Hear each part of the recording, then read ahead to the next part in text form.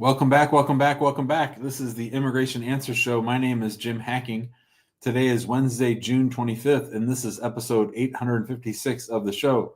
Just quick announcement, tomorrow we'll be celebrating Pride Month, so that'll be episode 857, same time tomorrow. I think it's at 3 tomorrow. How's everybody doing? Let us know in the comments where you're watching from. We got Roy in the house, as so often he is.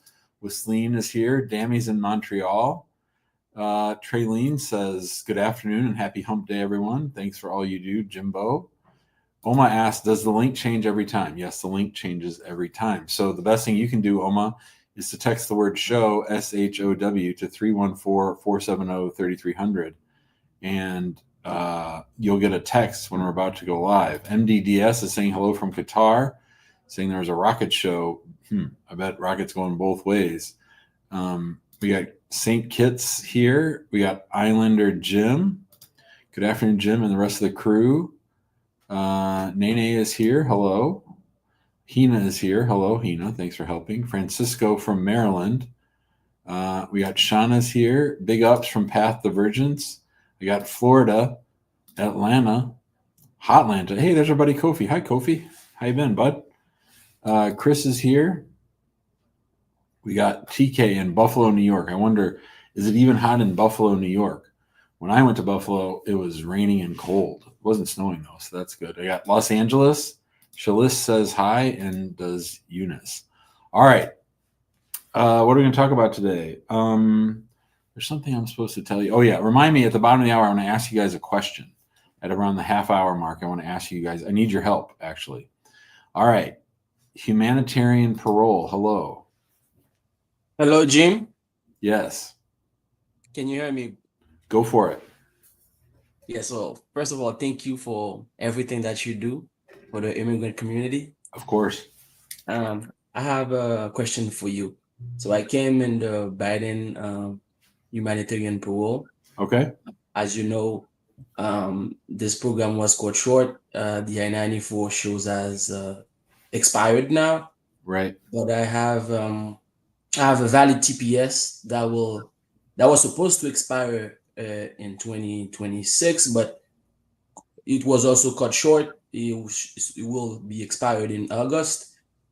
I have an I-130. My wife filed an I-130 for me. She is a legal permanent resident.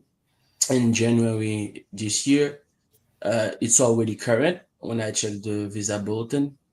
So my question for you is it possible to adjust? Is TPS a bridge to adjust in this situation? So you've never had unlawful presence. You've never been out of status, right? No, but the question is, since the Biden program was terminated I know that. in June You 19th. had TPS by the time it was terminated, right? Yes, before. So Yeah. I understand the legal things you're asking me, but I just want to say factually, there's never been a time where you've been in the United States out of status, right? No, Yeah, I would absolutely file that 485.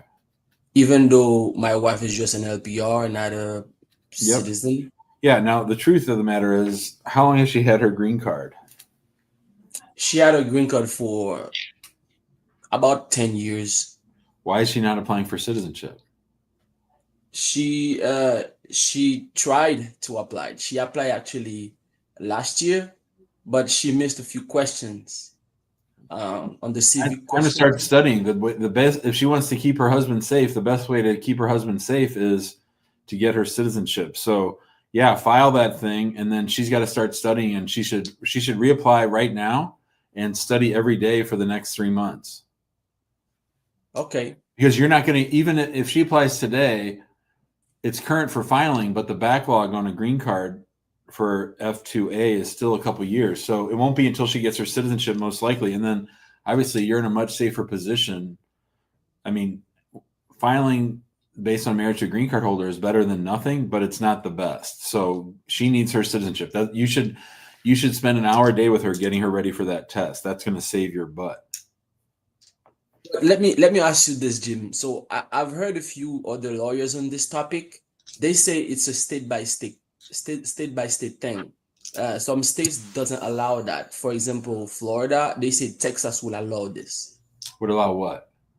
allow TPS being a bridge. Oh, that's probably true. There's probably a split in the circuits, but again, you're not getting your green card until your wife becomes a citizen. Okay. So you don't need to worry about that. Okay, no problem. Thank you. Appreciate your time, and thank you again for what you're doing. Good luck, brother. All right, thank you.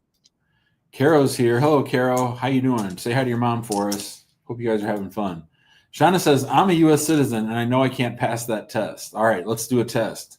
I'll tell you the questions that I hear the most frequently when I go to citizenship interviews.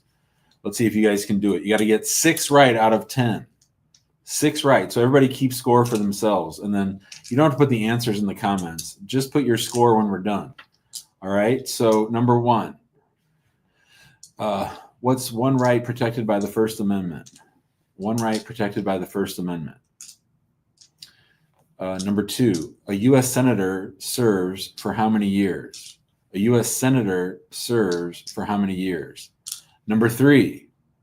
Oh, I should write these down. Well, actually, I'll just give you the answers after we do it. That way you guys can score it as we go. Because, once you get 6 right, they stop. So the first question was, what's one right guaranteed by the First Amendment? Yep, free speech, free religion, freedom of assembly, all those. Number 2 was, how long does a U.S. senator serve for? 6 years. 6 years. So you could be 2 for 2. You could be 0 for 2. Question number 3, name one state that borders Mexico. Name one state that borders Mexico. So what do we have there? We got California, Arizona, New Mexico, I think, and Texas. So that's 3. Number 4, a U.S. representative serves for how long? How long does a U.S. senator serve for? 2 years. 2 years. Next one.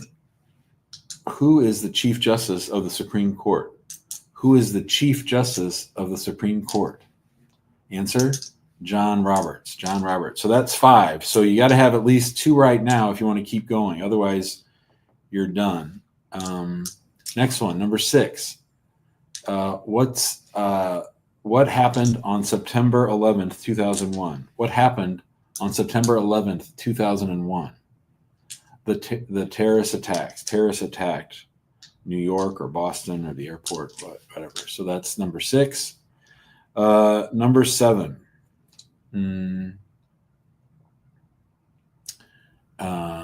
Let me make sure that I want to frame them in the way that they're actually in the test. I have a video where I ask all 100 questions and give my best answers. And they gave the test to U.S. citizens and only 60% passed. All right, let's see. A couple more. I need 4 more, I think. Here we go. All right. Oh, yeah. What is the supreme law of the land? What is the supreme law of the land? Right? So that's number 7. That's one we hear a lot. Anyone know? That's the Constitution. The Constitution is the supreme law of the land. If the president can't serve, who serves as president? If the president can't serve, who serves as president? That's a good one. I hear that one a lot.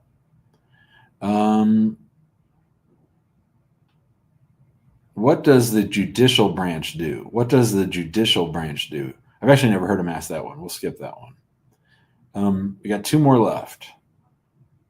This one I had the other day. What are the 2 major political parties in the United States? What are the 2 major political parties in the United States? Democrats and Republicans. All right. Let's see.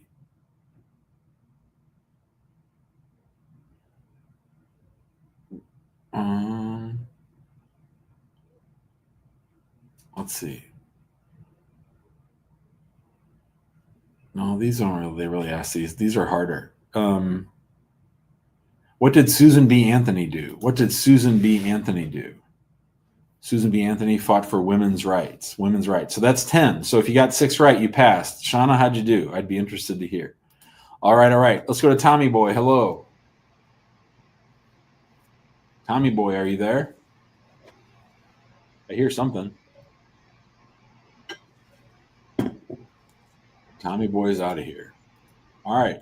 there's Hina. Let's go to Roger. Hello, Roger. And then Aiden, and then I-130 spouse, although it looks like they have their finger on their camera, so that's a little weird. Roger, go ahead.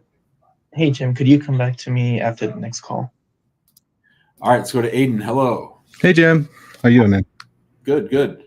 I just have some questions about I-864. Sorry, go ahead. We don't talk about I-864s on here because they're so boring. Is it about how to fill out the forms, or is it like a substantive question? It was more based on joint sponsors. It's cool if not. No, it's okay. What do you want to know? It's okay. My income went down last year because I'm in nursing school right now, and I only work during the summers at my flight attendant job. Mm-hmm. So I'm using my sister. I've seen all your advice about not trying to use assets, right? Great. So I'm going to send my husband to his interview with the I-864 that was already adjudicated at the NBC. Juarez requires an updated one. Yeah. That's kind of where the problem comes from for me. Yeah.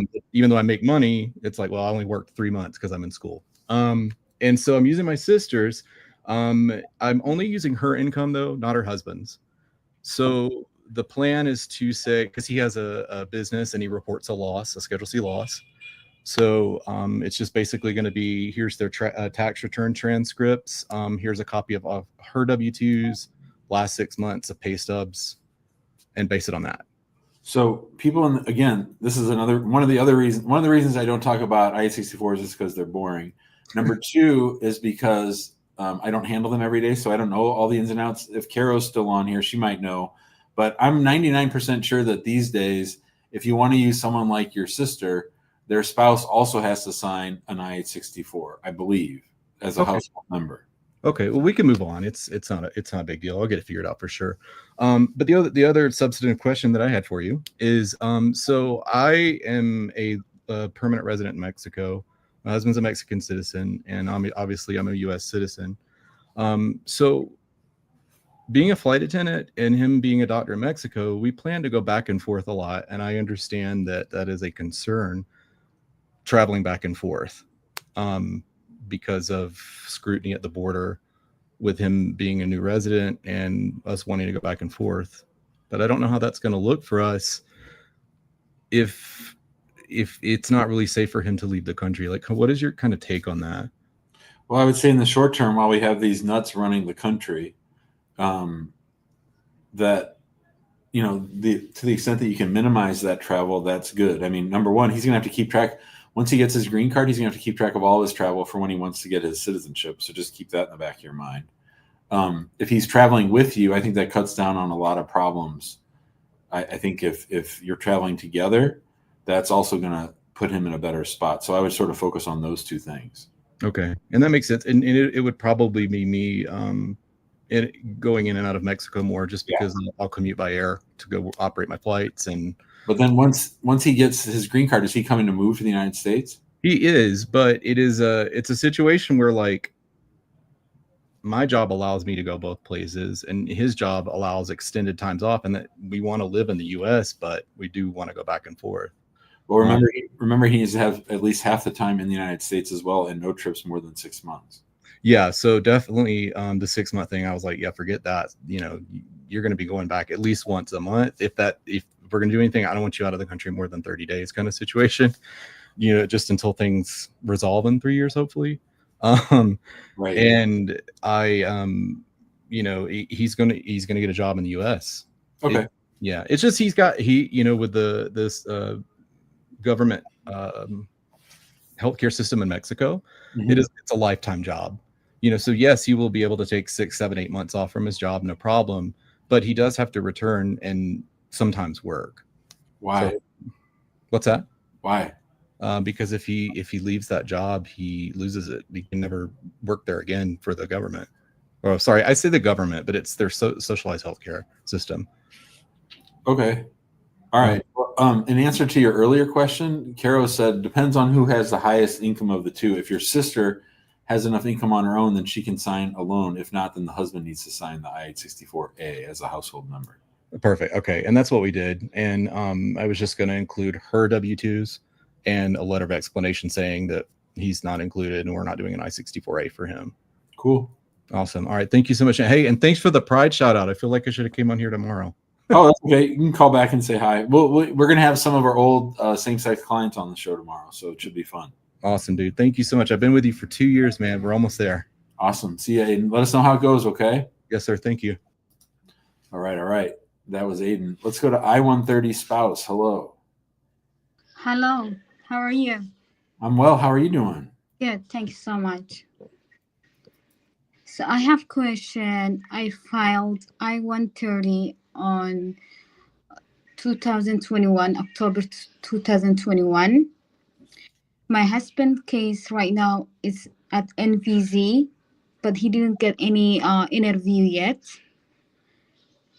So I was trying to hire a lawyer. So for I don't know why it's taking too long to get his interview.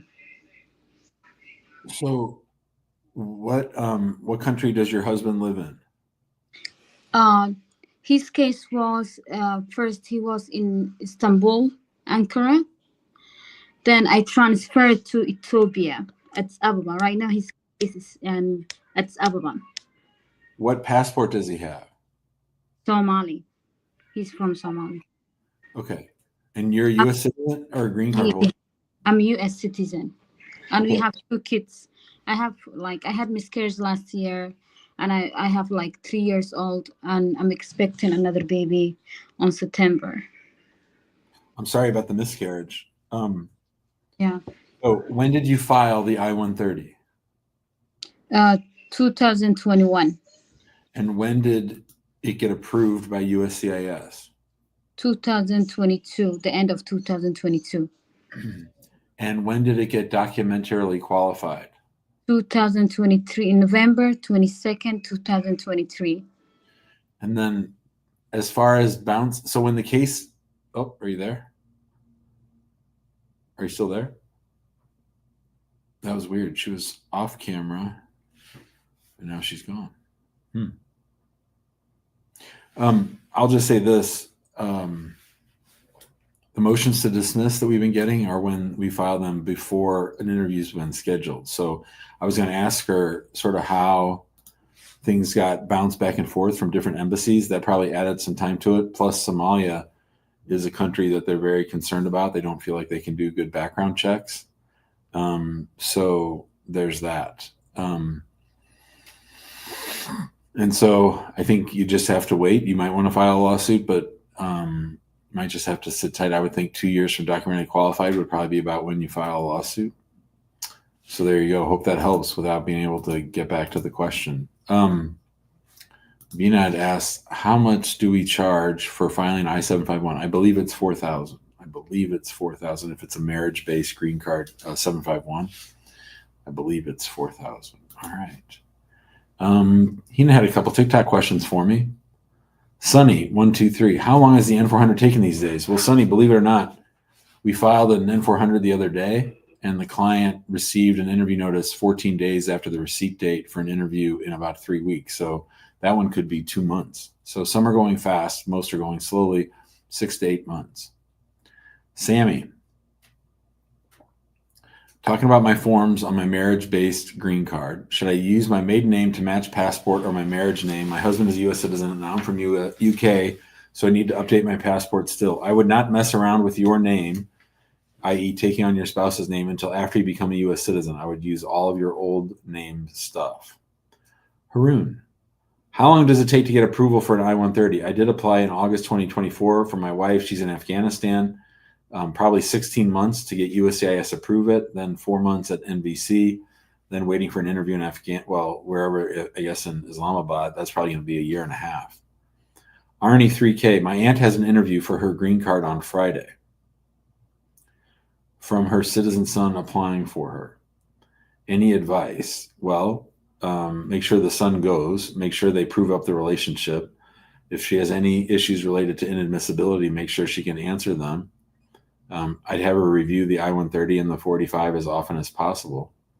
And I would practice asking her the questions out loud, because that's how she's going to be asked them, out loud, not in writing. Jay, does the petitioner still need an employment letter even if he submits pay stubs and 3 years of tax transcripts? I say yes.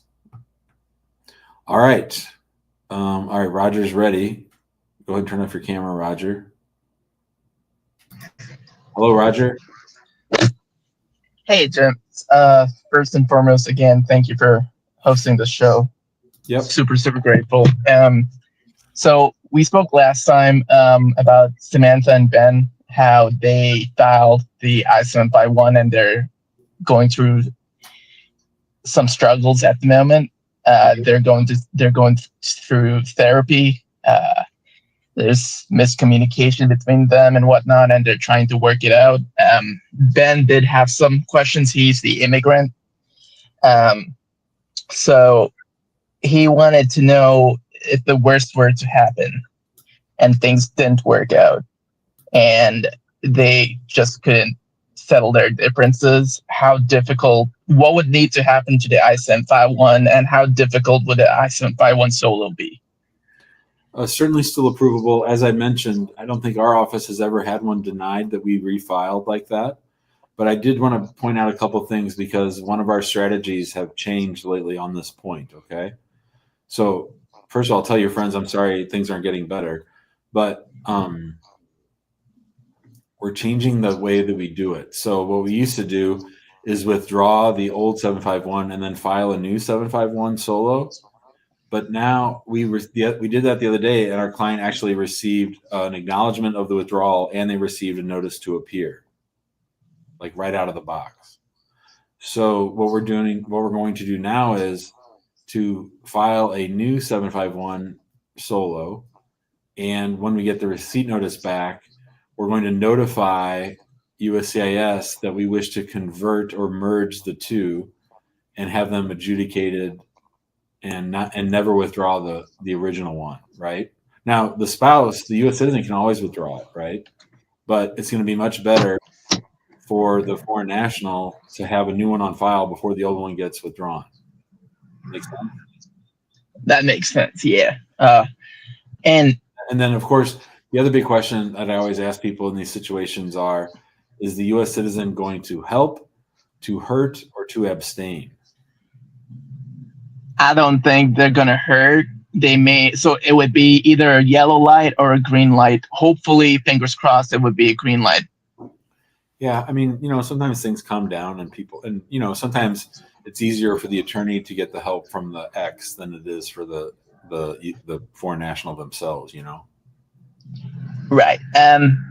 Another question they had was if they get past, well, should they even consider the 3-year rule? So just as a reminder, no, if things, you got to be married on the day that you naturalize.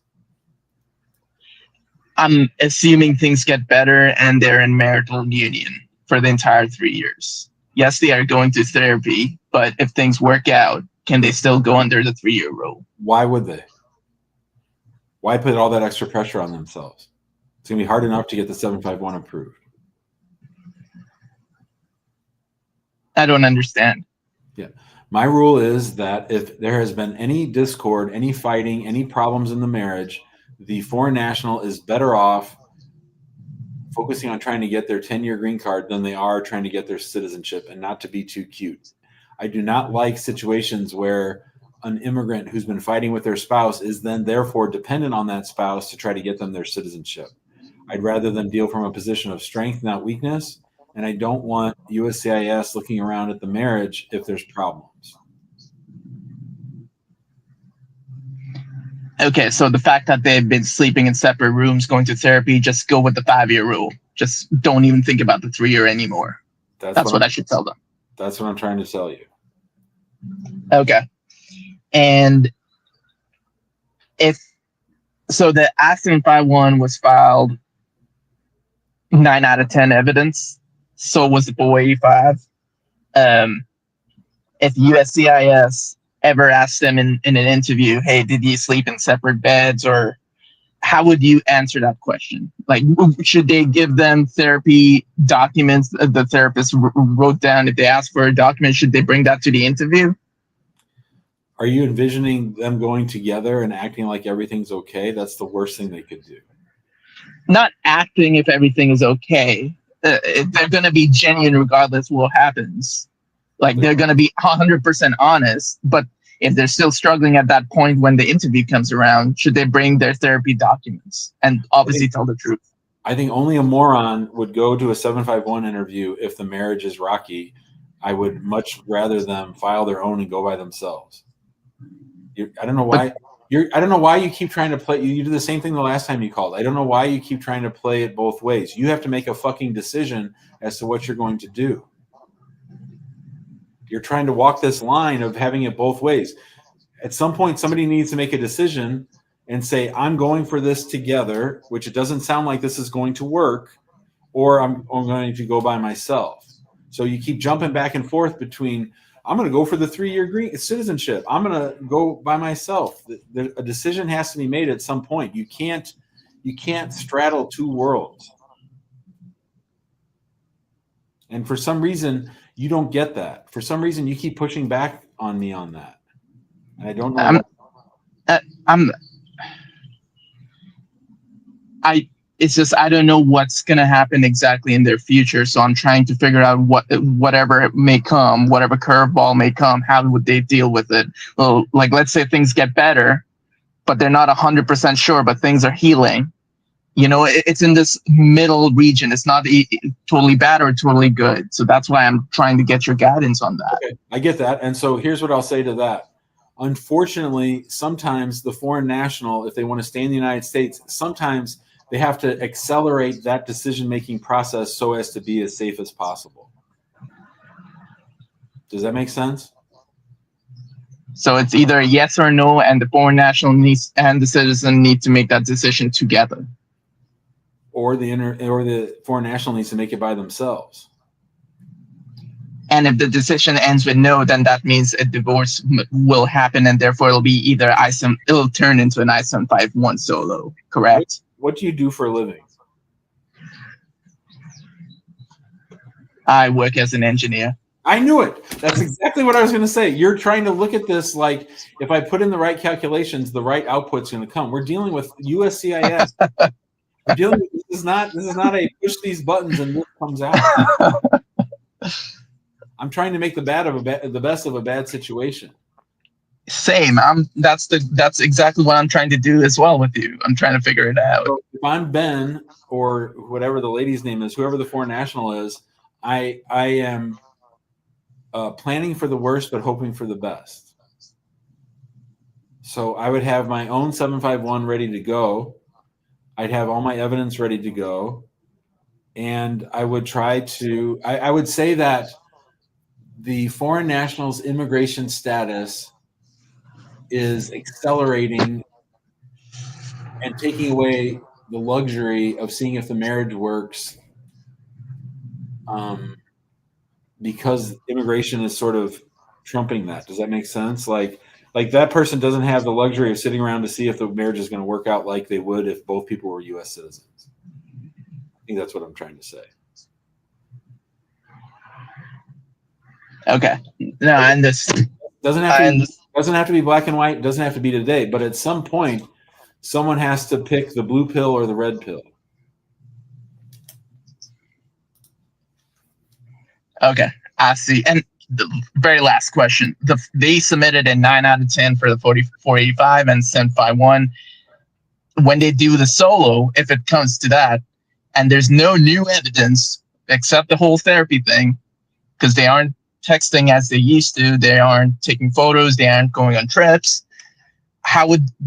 what type of evidence would they provide for the 751 solo in this scenario?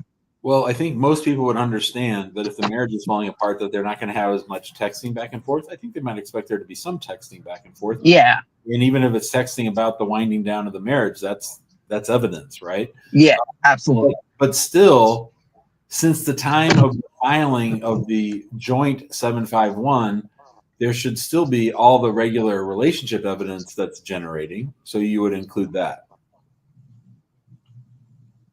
Does that make sense? Can you give me an example of general? Yeah. So the couple files jointly in May of 2024, and then in May of 2025 or July of 2025, the foreign national decides I'm going to have to do my own, and they start looking around for marriage evidence, right?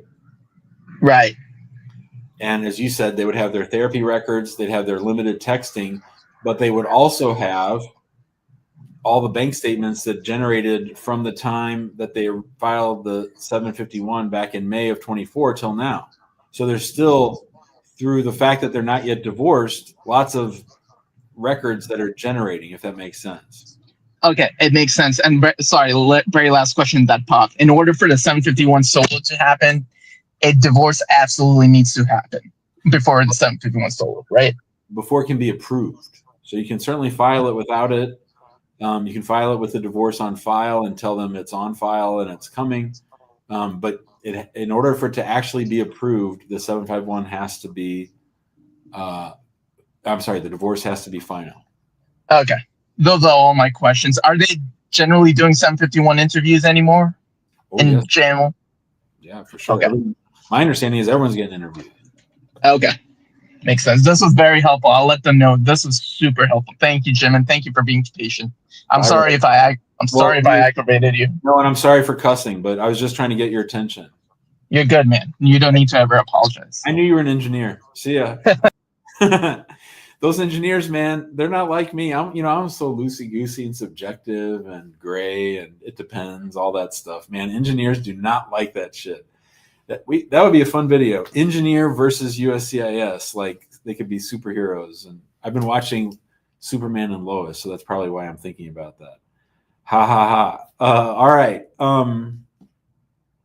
Couple of things. One is in response to actually this discussion and others, I'm here to tell you that I've seen something that I haven't seen before. USCIS promised that this would happen. And in my mind, I didn't really think it was going to. And when we first started talking about this, some regular folks were surprised that it didn't happen already. Well, what am I talking about? Guy calls us and he had one of these cases. Oh, Nor's calling. He had one of these cases where he had filed for an N-400 and they sent him a notice of intent to deny. And they said, hey, you're one of these guys who didn't get his green card correctly. We should not have given you a green card. And now that you've applied for citizenship, we're looking back on everything and we don't think that you should have gotten your green card. And we're going to deny your N-400 if you don't satisfy us with this notice of intent to deny. So fast forward, he provided his notice of intent to deny. He did not hire us, and he got his N-400 denial, and he got a notice to appear. So to my knowledge, this is the first case in 10 years that I've seen. I've seen them before, but it's been a while.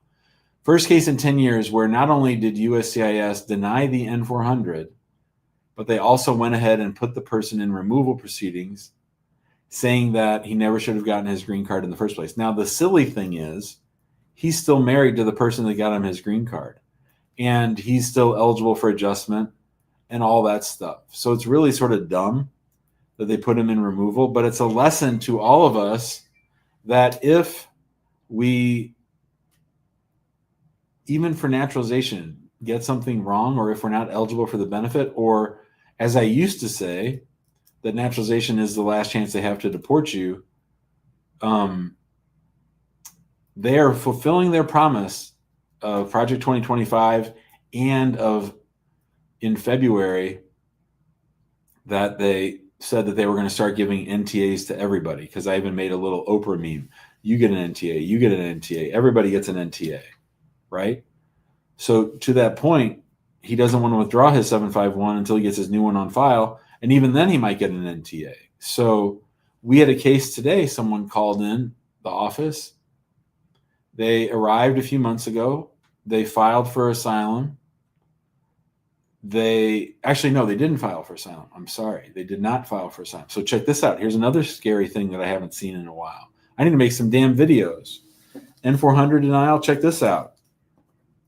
Someone calls us up and says, hey, I want to file for asylum. I just arrived 4 months ago. Okay, let's do it. We send them a contract. They keep dicking around, don't make a decision. They're now 2 months after the 6-month entry that they were given. So they're at 8 months. They received a notice to appear in the mail. So that one's really interesting because generally when you come on a visit visa, they don't know where you're staying. They don't know all that stuff.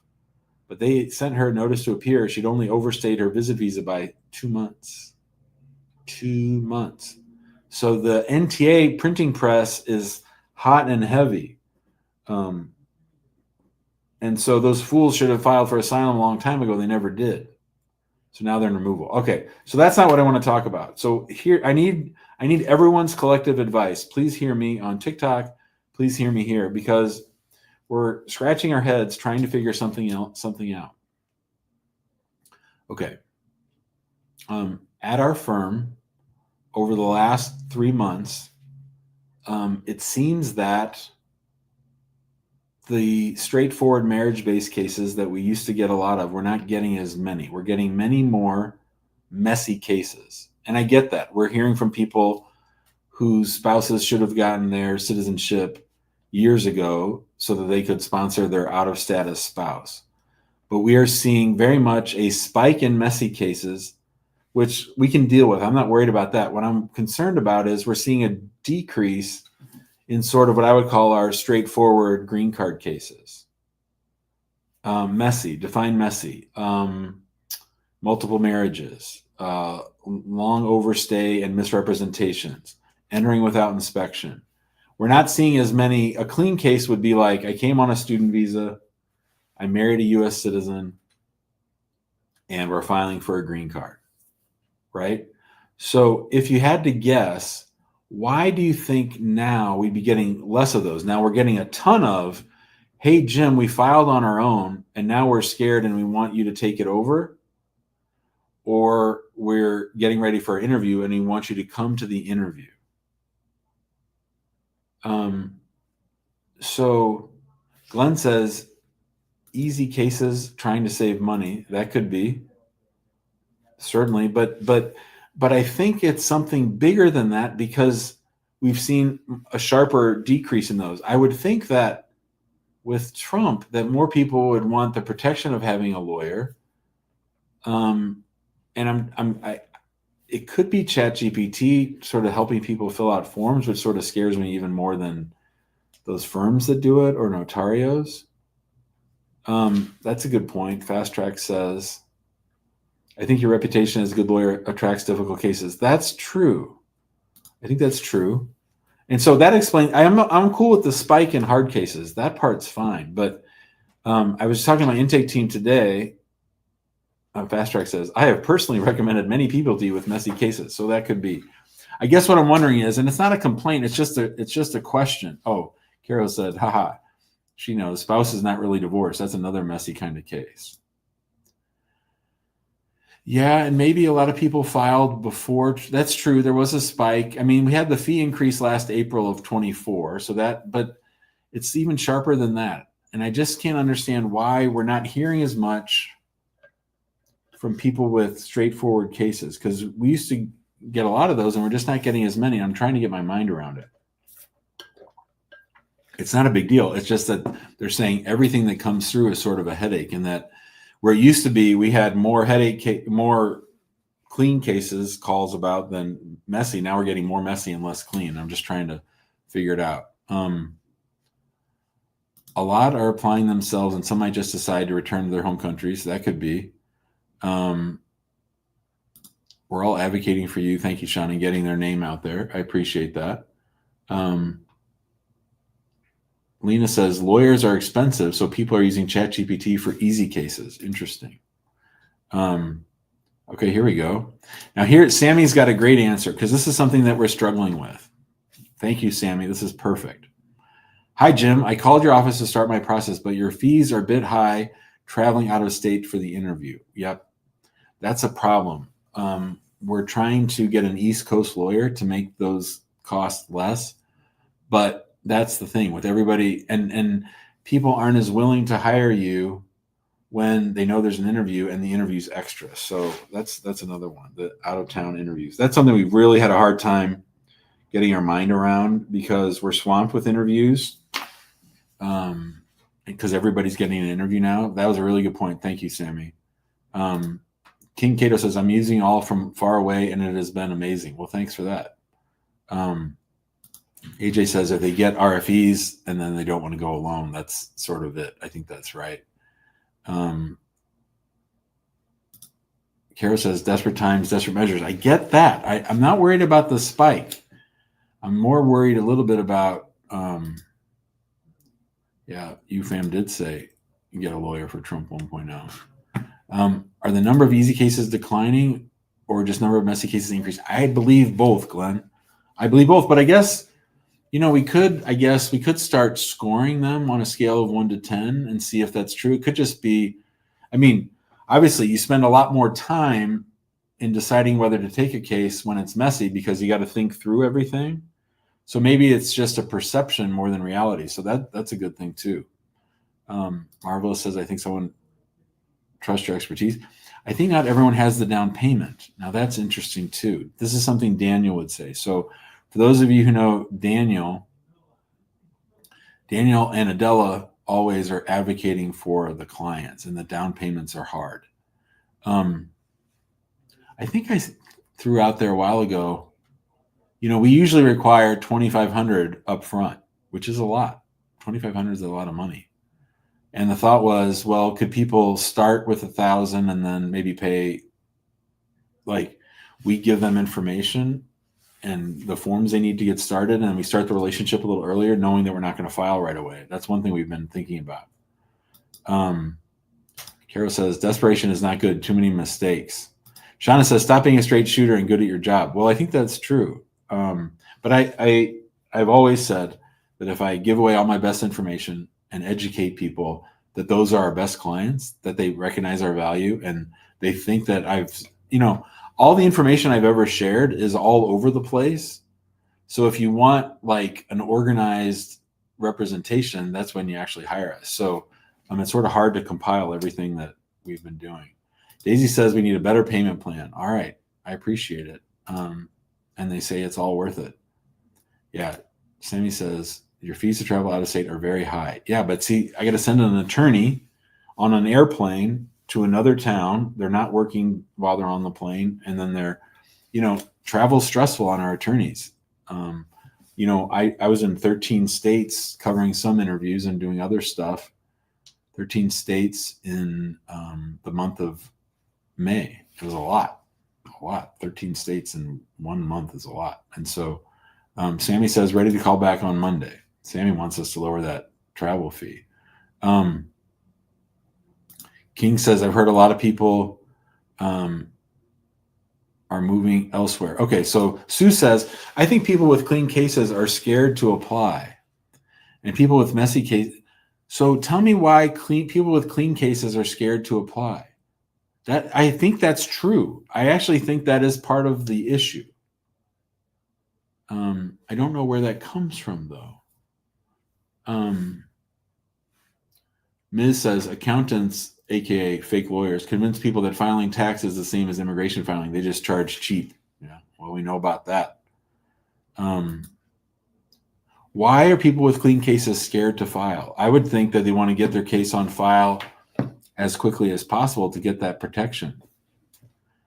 This is the truth. Carol knows. When they try to do it themselves and they make mistakes, then they ring the bell. But of course, we charge more for that. So we charge more when people, like these people that didn't hire us and now they want to come back, I'm charging them more.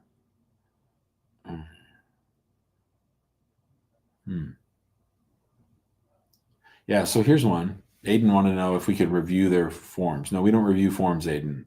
We'd be buying all the liability and we wouldn't be paid, and we like to do the whole case. We don't want to be just reviewing people's forms because immigration's a lot more than reviewing forms.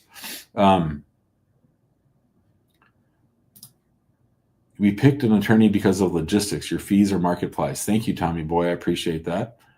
Caro says lawyers are an investment, not an expense. I think that's true. Yeah, if I knew about you last year when I filed my documents, I would surely have used you, but I know the fees for coming to my states in Delaware would cost a lot. Yeah. Yep, that's true. Has there been a change in the country background of the new clients? That's another good question. Well, we have been getting a lot of Jamaicans, which is fun. I love that. Big ups to all the Yardies. We always have a lot of Nigerians and people from the Middle East. I wouldn't say there's been a change other than the people who entered without inspection. We've been more of that. So anybody else? Let's see. Sai says, visiting India and watching your show at 2 a.m. hits differently. Oh, I bet. Probably a drinking game for that. Might have less of a down payment and higher monthly. Thank you, Tommy Boy. I appreciate that. Sammy, I don't know where your case is, but we have 2 attorneys. Well, we have one in Baltimore, and we're about to hire a DC attorney. So, Fast track. What is your hiring policy? Do you only hire lawyers, or do you hire data science and math majors? I think we should. The profile of the people that work here are high fact finders, high follow throughs, lawyers, and paralegals. That's mostly what we do. All right. I appreciate all the feedback. I'll go through and review the other comments later. I appreciate that. Could it also be that more trouble cases are overwhelming your phone lines and easier cases think you have too much on your hands? And some are also young. That's my guess. I think that's right. Well, CPO, the $2,500 is the down payment, and then the legal fee is $5,500. So, all right. Appreciate that, everybody. Look at all the feedback. I'll have to go back through and review it all. Thanks so much. All right. Let's go to MG. Hello. Hey, Jim. How's it going? Good. How are you? I'm great. Thank you for taking my call. I have a very quick question.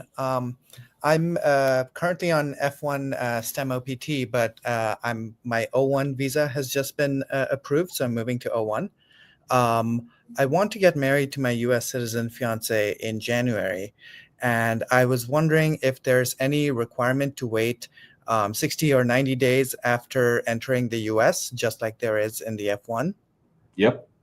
You mean you're talking about actually leaving the United States as opposed to changing from F1 to O1? Yes. Well, once I get my O1 and I come back to the US, I'm wondering if I need to wait a certain period before the wedding, actually. So you're not doing a change of status inside the United States? No, I'm doing the consular. Because I haven't been back home for a long time, and so I would like to go visit. I know your policy is to be conservative, but it's been a few years since I've gone back. Okay. And, Well, yeah. I won't fight you on that since you know my thoughts. Yeah, you would have to wait the 60 days the same. I see. So and is there like, I know on F1 there is that test of immigrant intent that applies. Is that similar on the O1? It is. I thought the O1 was more dual intent. I don't know. I don't think it is it? Let me see. Did you check? It's. I think it's. I don't think it is. I see. The internet kind of. I think some people say yes, some people say no, and I haven't really been able to get a straight answer. I checked the USCIS manual, and some places it says that dual intent is allowed. So let's pretend I was your lawyer. Right. How long have you known your fiance? We've known each other for about a year and a half. And when was the last time you entered the United States? It's been a couple, 2 or 3 years. And they're a U.S. citizen, right? Yes. And they're cool with getting married as well? Yes. So if I were your lawyer, I would say forget the O1 altogether, get married, file for adjustment. Mm-hmm. If you want to have a big other wedding later, that's fine. Have a courthouse wedding now, file for adjustment, prove up your case. You'll probably have your green card by then, Mm-hmm. or you'll have advanced parole by then, and then you don't have to worry about any of this immigrant intent stuff. You're in safe land now, so why go mess it up by going overseas and making things complicated? That's fair. That's fair. Yeah. Mm. Or at the very least, if I can't convince you of that, I would say to myself, brother, I know that it's been a while since you've been back home. Right. But once I get married, I'm pretty sure my green card's going to get approved, and that's the time to go. Now is not the time to go. I mean, let's just say you spent a little bit of time planning your marriage and all that stuff before you left on your O1, and then you came back and you waited the 60 days. I believe they're going to start asking for evidence related to your marriage and your wedding plans, and anything that you did marriage wise before you left on your O1 is going to come back to bite you in the ass. I see. Because it shows immigrant intent when you're saying that you're coming. Now, it looks like the O1 is dual intent, so there might be that, right? But I would just be and I'm conservative as hell. You know how I am on this stuff. So I would go the marriage route. It's not like you just met each other. It's not like it's not like you're not getting married anyway. Right. So I would do that, and then do my say to everybody, once I get my green card, I'm going to come once a year. But until then, I'm sitting here. Yeah, I guess that makes sense. I mean, one of the reasons why I wanted to go before is because I thought the green card would take a while, and so therefore I had to stay in the U.S. for who knows, 12 months. You've always been in status? Yes. Most of our green card cases are going pretty quickly. I think we're talking 5-6 months for an interview. Oh wow. Yeah. Okay. Not what I predicted, but that's what's happening. Where would your interview be? New York. Yeah, so they're a little slower, but still 7-8 months. Mm-hmm. I see. Okay. All right. Well, thank you so much. See ya. Yeah, for sure.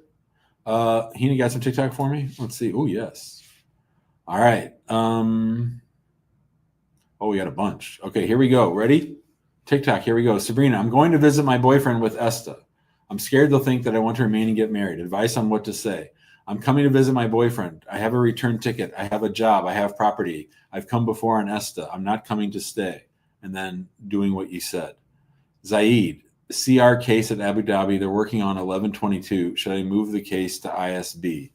I don't know what ISB, I'm sure Hina will know what ISB is. I would not mess around with cases, locations, if you can avoid it. If ISB is Islamabad, I definitely wouldn't move shit. WRAM 654. How soon after someone gets divorced can that person remarry and file a new I-130? That's a very complicated question. Depends on the facts of the case. I would wait a good long while these days. Jay asked, do you advise to upload new marriage evidence online or just bring it to the interview, which is in 2 weeks? I think if you can upload it because they're just going to have to scan it in and they will be appreciative of not having to scan it in. I have asylum. Should I still apply for a green card after 1 year? Should I still send my green card application based on asylum? Yeah, for sure. Special announcement. I think I made this announcement already, but I can do it again. We have special guests coming in tomorrow for Pride Month on the Immigration Answer Show. So that'll be at 3 tomorrow. Thank you, Hina, for that. Lester, will the EB3 visa become current this coming fiscal year? I don't know. Maybe. Probably not. Is a FOIA request something you think I need a lawyer for? No, you do not need a lawyer. Just do it online. But if you need something beyond the USCIS file, like if you're looking for CBP, State Department, or EOIR, I would say get a lawyer. It shouldn't be much. Somebody told me the other day that some lawyer wanted $3,000 to do a full FOIA for everything. Jakenger, it's been 6 months since I applied for marriage-based green card. Haven't received any updates since February. Yeah, 6 to 9 months, I'm thinking. How much is the total filing fee marriage-based green card case? I don't know. You got to look it up. USCIS filing fees. I know the green card's $1,440. The work card's $260, and I think the I-130 is $700. Cleveland Street Preachers. If you file an I-45 for marriage on a visit visa before it expires, can you lawfully stay in the United States? Yes, you can. Janet, what's happening with people who came here under the humanitarian parole that was just canceled? Well, they need some other way to stay, Janet. Otherwise, they're going to have to leave. Do I need to change my address with USCIS after I become a U.S. citizen? Fuck no. That's one of the benefits of becoming a U.S. citizen. You don't have to. Hank Moody, are they still detaining people at biometrics? I've never heard of people being detained at biometrics. I've only heard of people getting detained at check-ins with ICE, which they were already having an order. CK, didn't change my address on my 45. I have an interview coming up next week. Yes, it will. And you should update your address right away. And if you're in a different jurisdiction, you should reach out to the office ahead of time to see if they still want to do your interview. K1 approved, but we're on the banned country. How can we get married in Utah? You can do an online marriage. I would not do that. I would have your spouse meet you somewhere and get legally married like real people do, not online, not a Utah marriage. All right. Bay Bridge is gone, so we're going to go to Esme. Hello, Esme. Hello? Esme, hello, go ahead. So I have a question. One of my friends just recently got her green card, and Okay. she was told that she can't get her citizenship till she's had it for 5 years instead of 3. So is that She got her green card through marriage or something else? no removal proceedings? Is she married to a U.S. citizen? Yes. So she can apply under the 3-year rule, but so 2 things have to be true on the day she applies for citizenship. One is, so she got her green card in immigration court. Is that what you're saying? Yeah. Okay. So she has to have her green card for 3 years, and she has to be married to a U.S. citizen for 3 years. So once both of those things are true, so the start date on the green card plus 3 years, the start date on the marriage plus 3 years, once both of those things are true, then she can apply for citizenship. Oh, so that was the one thing that she was confused. She's like, I thought I heard June say that you could, but her attorney told her that no, because she didn't get her residence card through her husband. No, that's wrong. Okay. And then the other question. I just said I'm right on that. That one I'm sure I'm right on. Okay. And the other question was her parents. They've always looked for a way to try to get legal, but they just haven't been able to. The only way was like many years ago when her dad was working for someone and they wanted to sponsor him, but the dad kind of didn't want to do that because the person that would say, I'll sponsor you, he was really moody, where like he was really nice one day and then the next day he didn't want to talk to you. So he was worried about that. So that was the only time that he wanted to do it. And then after that, he just hasn't been able to find a way. So that's why she wants to hurry into citizenship to try to file for her parents. How did they enter? Without inspection, both of them.